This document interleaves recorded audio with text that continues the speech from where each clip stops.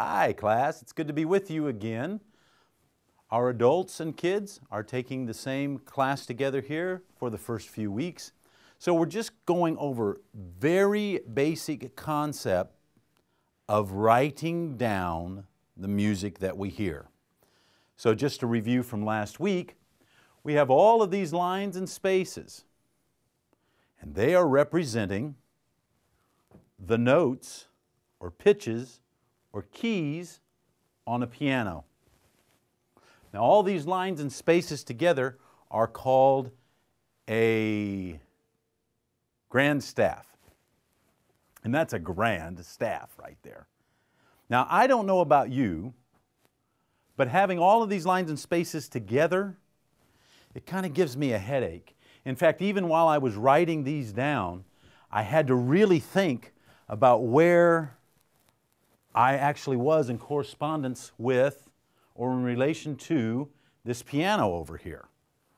So the people that developed this grand staff over the years are a lot smarter than I am, and so they decided to do this. They said it would be easier to figure out where you were on the piano or on the keyboard if we would split this grand staff right in two. So here's what they did. They took and erased the middle line.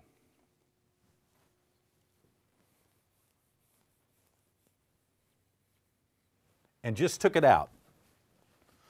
So this C that's here in the middle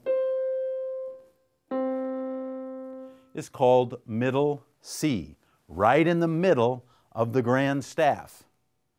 And so it's written not with a line that goes clear across, but just with a little line that represents it as middle C.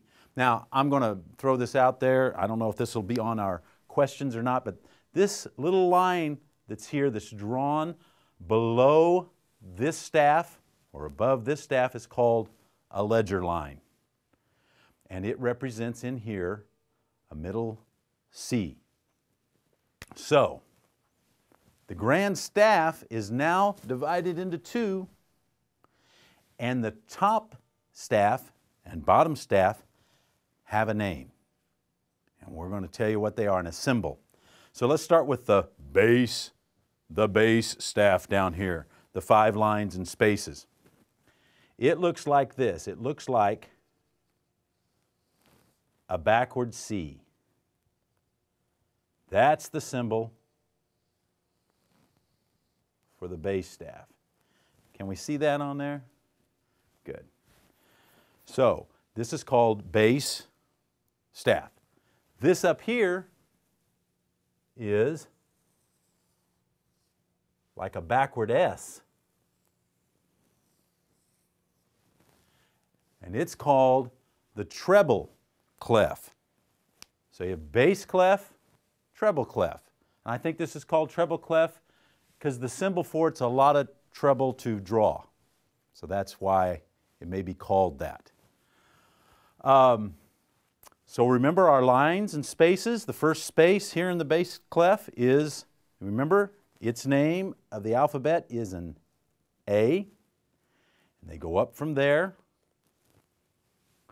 And so we've divided the grand staff into two, a treble and bass clef.